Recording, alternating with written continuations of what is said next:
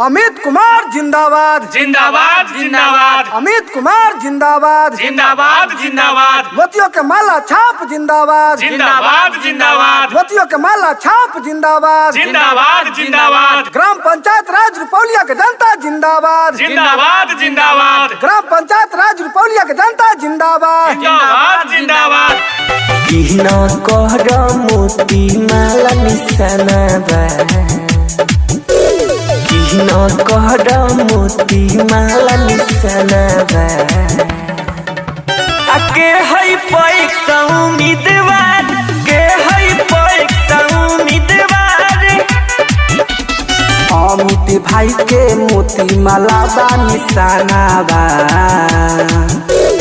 अमित भाई के मोती माला बा निशाना बा आई है हर पैसा उम्मीदवार है हर पैसा उम्मीदवार। गली गली में नारा है जीत रहा मोतियों की माला छाप हमारा है। जी हाँ मेरे प्यारे मतदाता साथियों, भाई अमित कुमार जिनका चुनाव निशान मोतियों की माला छाप जो कि बैलेट पेपर की क्रम संख्या 1 पर अंकित है।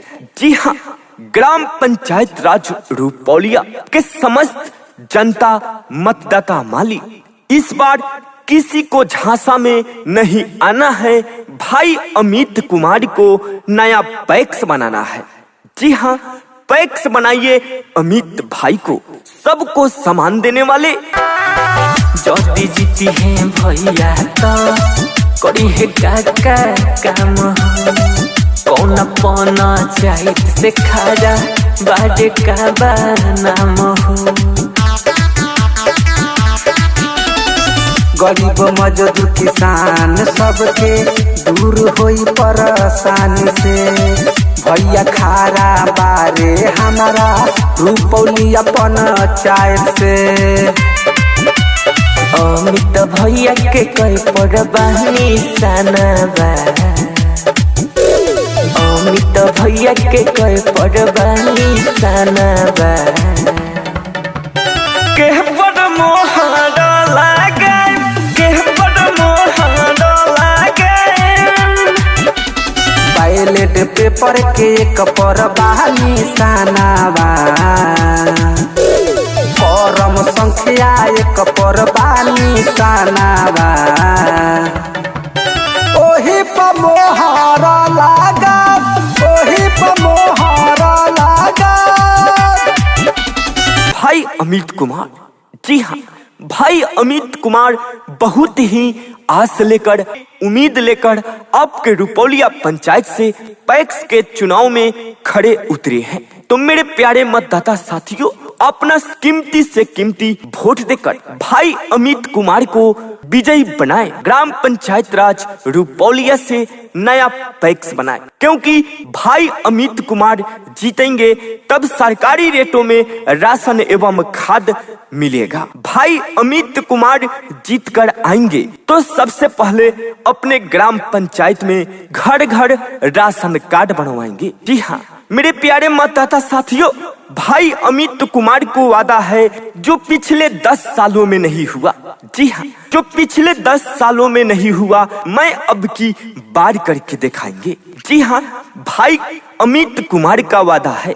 जी हाँ, आप लोग अपना कीमती से कीमती वोट दीजिए, भाई अमित कुमार को विजयी बनाइए। भैया अमित कुमार जीती है करी है काका काम हो लगता मजदूर किसान सबके पूरा हुई काम काज हो। भैया जीती है सरकारी रेट में मिली खाद राशन कौन के न चले दी भ्रष्टाचारी शासन। मिली जुली अमित भाई के जीतई हा मोतियों के माला निशानवा ना भूलई हा। आई है बाला सिक छिटई मंदार इहे बड़ कदम उम्मीदवार मोतियों के माला पर मोहर लगई है। अमित भाई के अब जीतई हा। इहे बार शिक्षित उम्मीदवार, इहे बार कलम माथा उम्मीदवार। तो जी हाँ मेरे प्यारे मतदाता साथियों, याद रखें मोतियों की माला छाप, जो कि बैलेट पेपर की क्रम संख्या 1 पर अंकित है। भाई अमित कुमार को अपना कीमती से कीमती वोट देकर ग्राम पंचायत राज रुपौलिया से विजयी बनाना है एवं नया पैक्स बनाना है। अरे ये चाची, अरे ये चाचा, ये भैया जी, ये भाभी जी, रउआ जानै छी काला बाजारी से मुक्त करे के बा, किसान के चेहरा पर मुस्कान लावे के बा, तब प्राथमिक कृषि साख सहयोग समिति लिमिटेड ग्राम पंचायत राज रुपौलिया से हमार अमित भैया रउआ लोगन से उम्मीद करके पैक्स के चुनौआ में अपन कदम आगे बढ़ौले बारन। आ ये चाची, अब की बार केहू के झांसा में नहीं खियावे के, आ केहू के बहकाओ में नहीं खियावे के, आ न नोट पर वोट देवे के बा। आ रउआ लोगन के नेता ना बेटा चुने के बा। आ काहे कि नेता चुनम ना तब 5 साल पछताए, रउआ समझ ली। काहे कि अब की बार किनकारा के वोट देवे के बा तो रउआ लोगन सोची विचारी, आ केकरा के अब की बार पैक्स बनावे के बा जे हमनी के दुख सुख में साथ रह। जी हाँ मेरे प्यारे मतदाता साथियों, भाई अमित कुमार को वादा है जो पिछले 10 सालों में नहीं हुआ। जी हाँ, जो पिछले 10 सालों में नहीं हुआ मैं अब की बार करके दिखाएंगे।